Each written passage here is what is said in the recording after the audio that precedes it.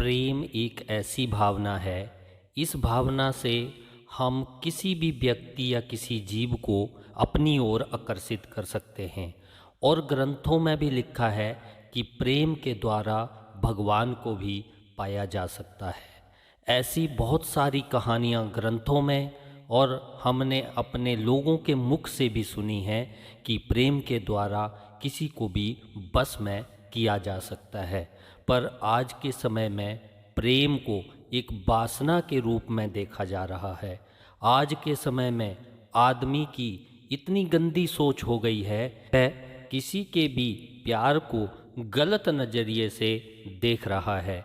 आइए इसे समझते हैं एक गौतम बुद्ध की कहानी से। गौतम बुद्ध के बहुत शिष्य हुए, उनमें से आनंद नाम का एक शिष्य उनके पास रहता था। एक समय की बात है कि आनंद हर रोज गांव में भिक्षा मांगने जाया करता था और जो भी कुछ मिलता वह आश्रम में ले आकर भगवान के सामने रख देता था।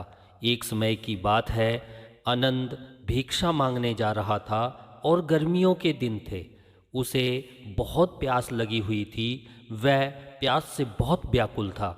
उसे एक कुआं दिखाई दिया, वहाँ बहुत सारी औरतें पानी भर रही थीं। वह कुएं के पास गया और औरतों को पानी पिलाने का आग्रह किया, लेकिन किसी ने भी आनंद को पानी नहीं पिलाया और सभी औरतें वहाँ से चली गई।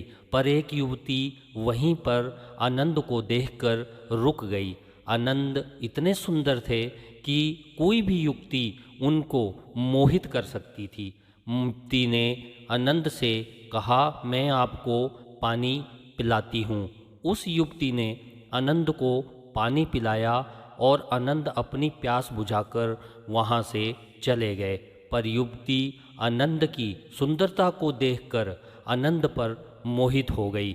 आनंद हर रोज भिक्षा मांगने उस रास्ते से जाते और युवती उनका इंतजार करती और उनको पानी पिलाती। एक दिन जब आनंद भिक्षा मांगने नहीं आए तो वह युवती आनंद के प्यार में इतनी पागल थी कि वह बुद्ध के आश्रम पहुंच गई और आनंद से मिलकर उसे अपने घर खाना खाने का निमंत्रण दे दिया। आनंद ने तथागत से आज्ञा पाकर युवती के घर खाना खाने चले गए। वह युवती बहुत प्रसन्न हुई। वह कई दिनों से आनंद से अपने प्रेम का इजहार करना चाहती थी।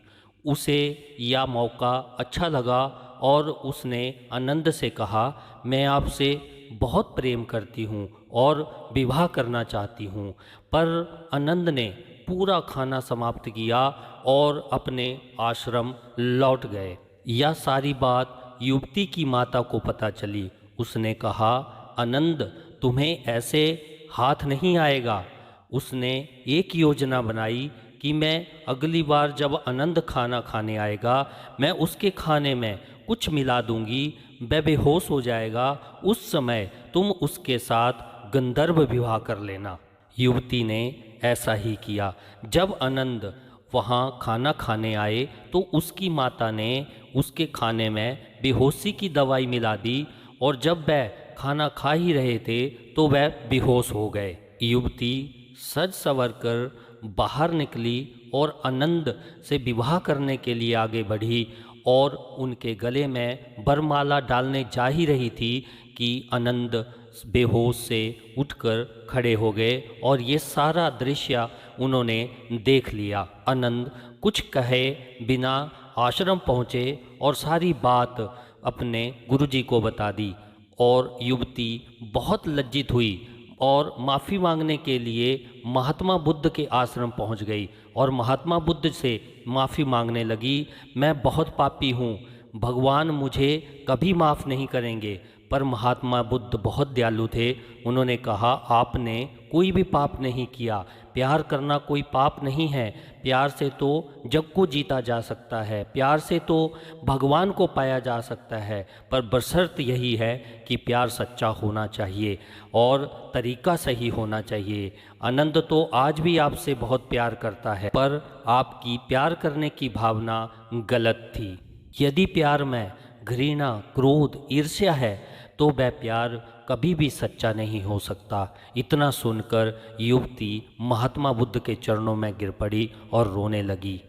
प्यार तो हम एक दूसरे से करते हैं, पर उसमें आपकी भावना कैसी है, इसी से प्यार का पता चलता है कि प्यार सच्चा है या झूठा।